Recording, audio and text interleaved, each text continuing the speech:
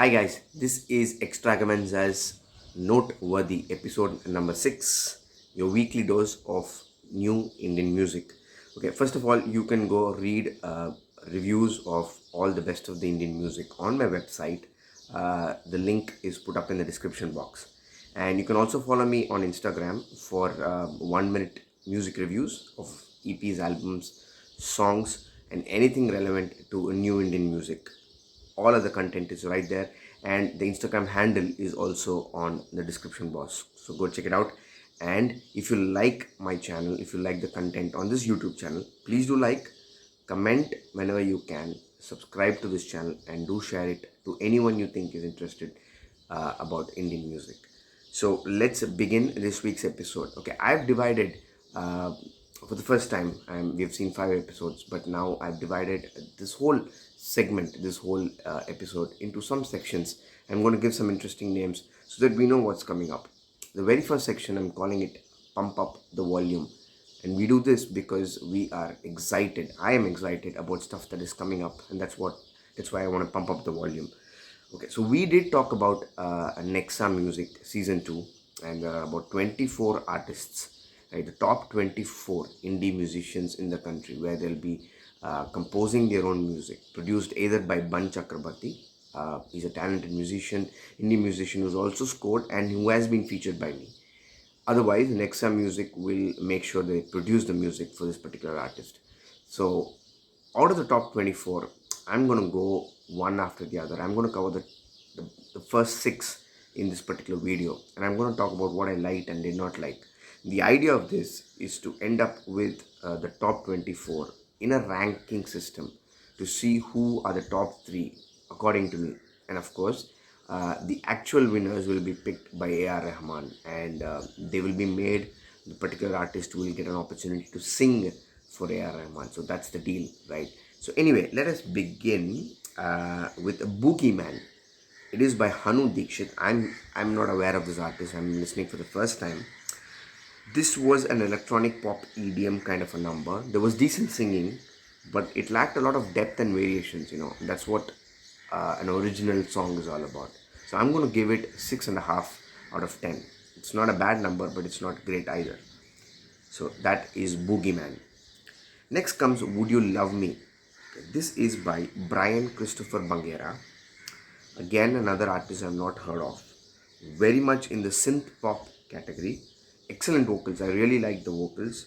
It felt like listening to George Michael when they were part of this band called Wham. And I love the way that there was a break in tempo. There was a brief jazz section too, and there was an excellent solo on the guitars. There were a lot of variations, so that's what I loved about it. I'm going to give it 7.75 out of 10, which is a pretty good number.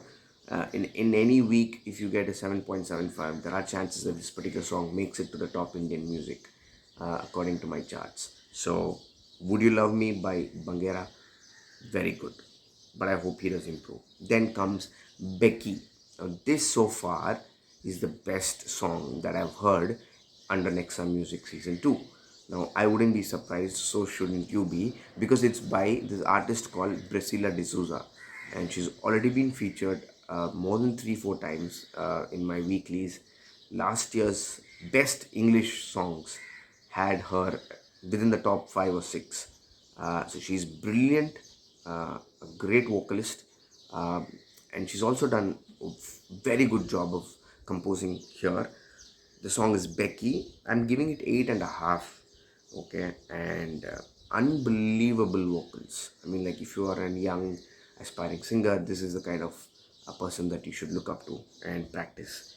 Superlative quality. There is vocal harmonies that keep coming in the end. I don't know who thought of this, who arranged this. I'll be covering a lot because I'll be featuring this song. The vocal harmonies are standout. The arrangements are perfect.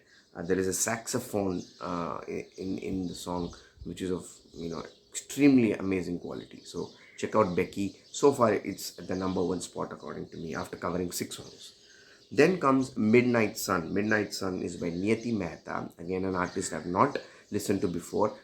Was a little disappointed. I'm giving it only 5.5 out of 10, which is a pretty low score. Nothing memorable. I can't think of the tune. I can't remember anything from the song. Vocals could have been definitely stronger. The idea of such shows is where you can show your potential to the fullest. You don't, constrain yourself. You try and give your best. That did not happen for the song. So 5.5. Song number 5, To Be Loved. It is by Tan9o Charlie, one more artist I am hearing for the very first time. It's in the electronic pop genre. Good vocals, but again, where are the variations? Nothing much. So I'm giving it 6 on 10. Finally, for this week, Believe by Huyana. She uses the stage name. Um, she is a vocalist, composer, um, excellent singing.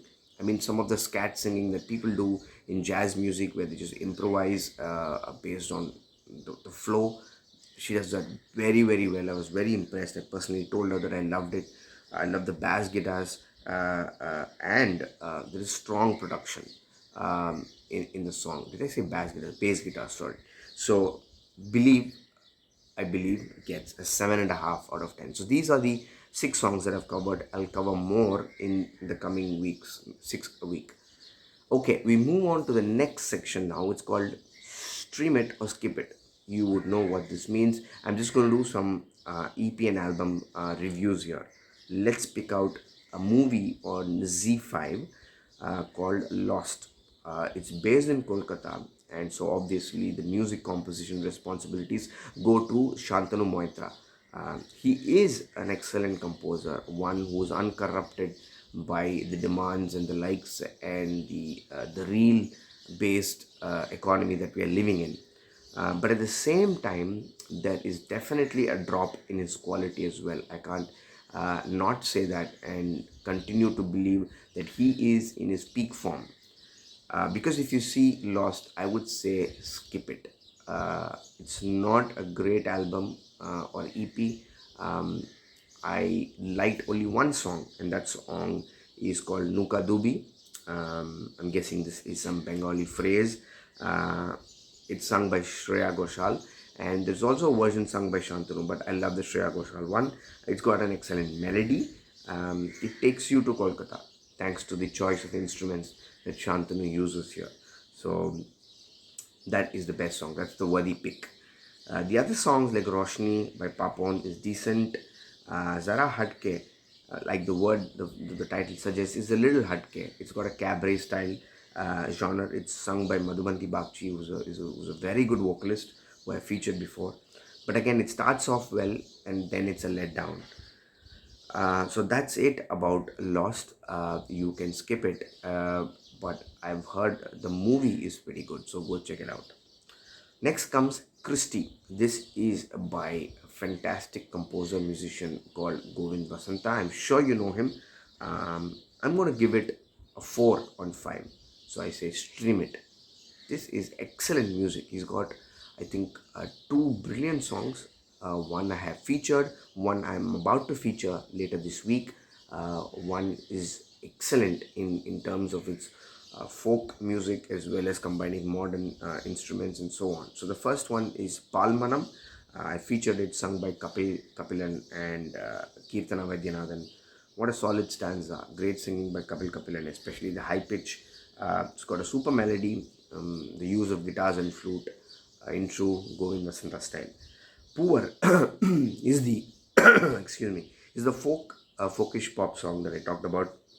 It is dance worthy, and there's a golden combination of the Nadaswaram and the Tawil, so you can go check out that as well. Finally, Orushwasamam, set probably in Rag Yaman or Kalyani in Carnatic. His violin comes into the picture. Govind's violin, great veena. Vocals are fantastic, the guitars are excellent, and it's a heartwarming melody. You will continuously play it on loop. Mali part, it's a Hindustani move now from all the Carnatic influences. Govind Vasanta takes you to Hindustani influence, the tabla and the sarod, but it's a small song, and it's probably the least favorite of mine out of the 4. So go stream it. That's Christy for you. Finally, a total surprise package. It's called Breezing Through by Abhibyanjana Ruby Tatal. She is from Gangtok but is now Mumbai based. I'm giving it a 3.5 out of 5 for this EP. This is a 3-song EP. It's short, just about 12 minutes, but I'm saying stream it. Loved it. There were 3 songs, right? One was the title number called Breezing Through. Splendid, dreamy singing, and the faint violin in the song really does work very, very well for me. The favorite, which I will be featuring in one of the weeklies, is Honestly. It's got a stronger melody here. The pianos, the bass guitars, and the drums, they combine very, very well. I love the humming and the backing vocals as well. So that's great in terms of production and arrangements. And finally, River. This is another charming track that keeps you, in a state of peace and tranquility, and in a very contemplative mood. So Abhibyanjana, well done, and I can't wait to write about the song. Honestly, go stream it. I mean, this is the kind of new talent and young talent that you want to go and support. So Breezing Through, stream it. Next comes another section which probably does the opposite of what I've been talking about in the first 2 sections. I'm calling it noise cancellation because I wish this stuff didn't happen in the world of music. Or probably I have a very negative or a different take on these. Okay, first of all, Amit Trivedi's interviews, couple of them recently. He goes on to say in one of the Scroll website interviews that he lets his music do the talking. It's not used to. He says that he continues to do that, that he lets his music do the talking. I beg to differ, or I at least wish he didn't say that, because I feel he's lost touch with reality. Because the greats, the real geniuses, are always very self-critical. They are the first ones to know when there is a drop in form, when they don't create the way they used to, or they've dropped from the peak, or they're declining down that slope of the mountain of greatness. But if you listen to some of the songs and EPs and in albums that he's composed, you'll know why I feel so. Here are those. Dr. G, not at all good. I can't remember anything fantastic from this album. Goodbye, again, very, very ordinary. Chup, nothing memorable. Can you think of a song which stands out? I can't. Unchai, 4 recent albums, all of which have very, very ordinary, decent music. Nothing to show that this is Amit Trivedi's work, right? The ones that I loved, of course, was Kala, which was a brilliant retro-based EP, which I did talk about. One song in Sabash Mithu, again back in 2022, which was decent. There were a couple of songs early in 2022, I think in Badai though.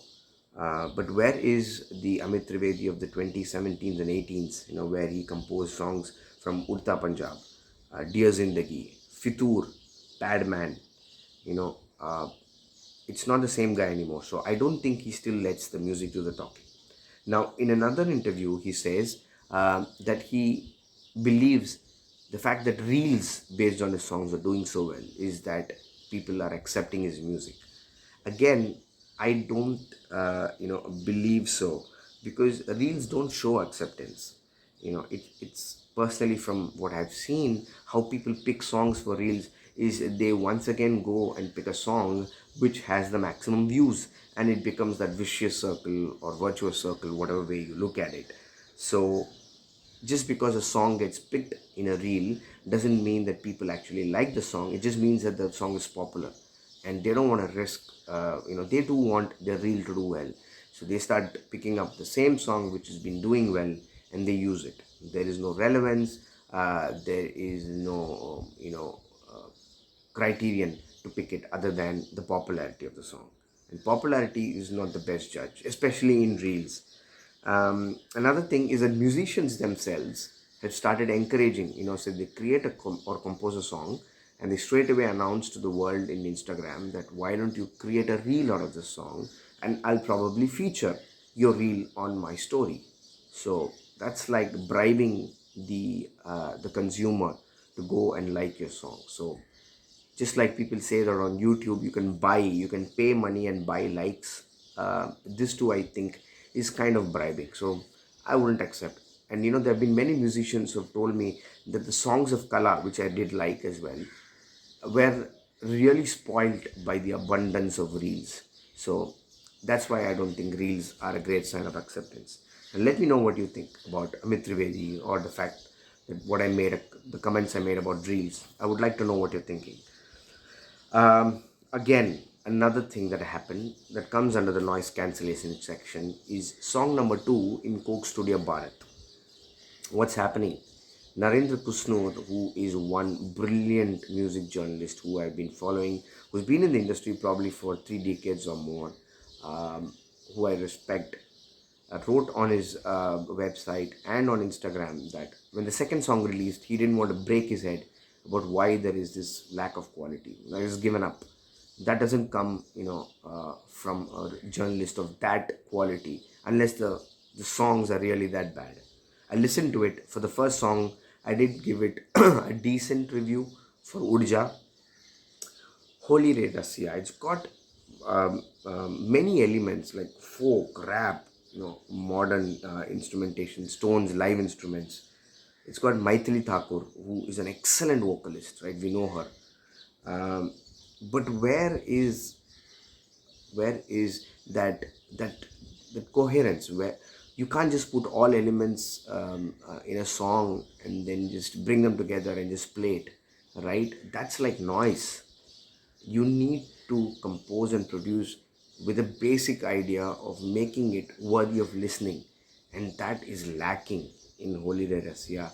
I don't think people are going to love this song. I personally didn't, but there have been many who also have said the same view. So I would say don't listen to it, then skip it. So that's disappointing for Coke Studio Bharat.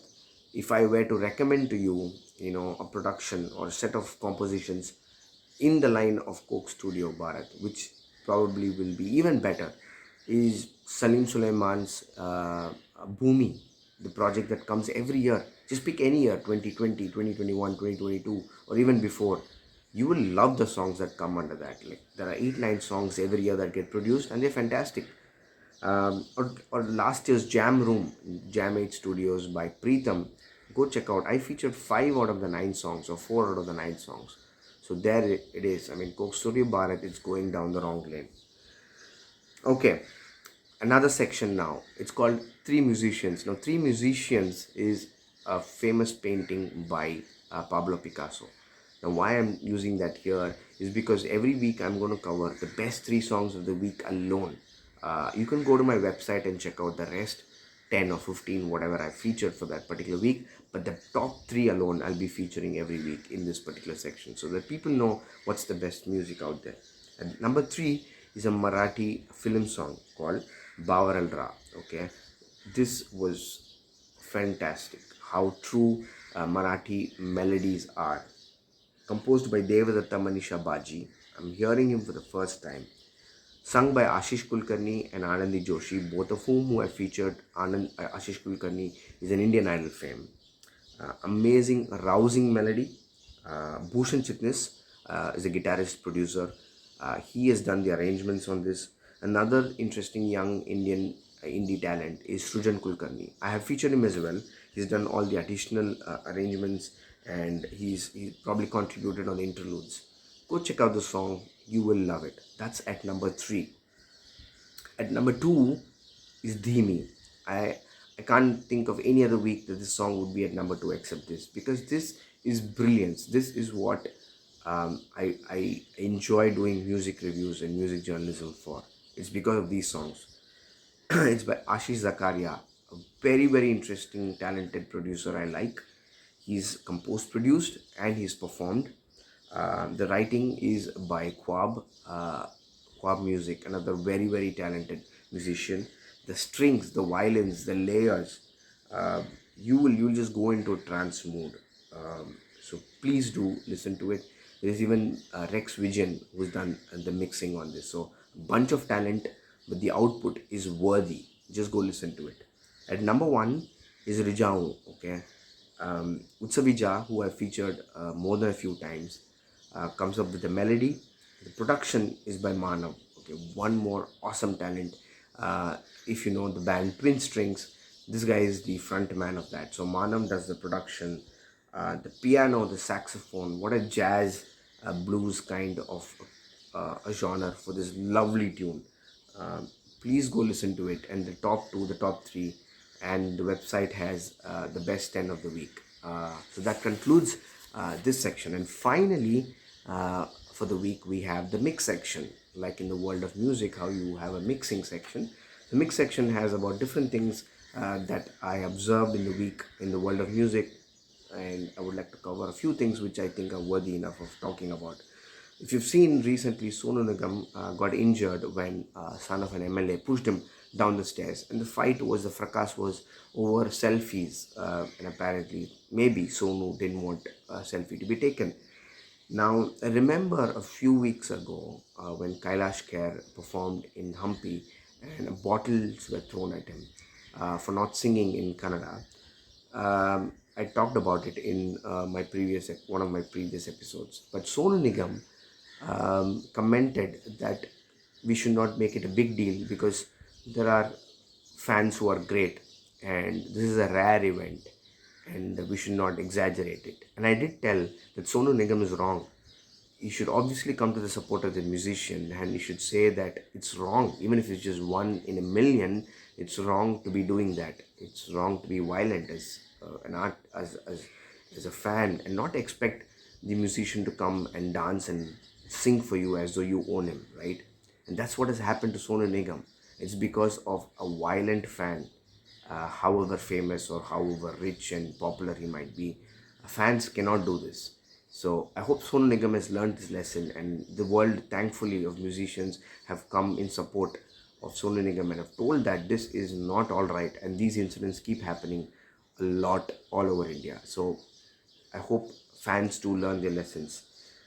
Anyway, this brings us to the end of episode 6. I hope you liked it. Please do comment on whatever questions you think are worth commenting about. Like the video, subscribe to the channel, and please do share it to anyone you think will be interested in the world of Indian music. Until then, until next week, bye-bye.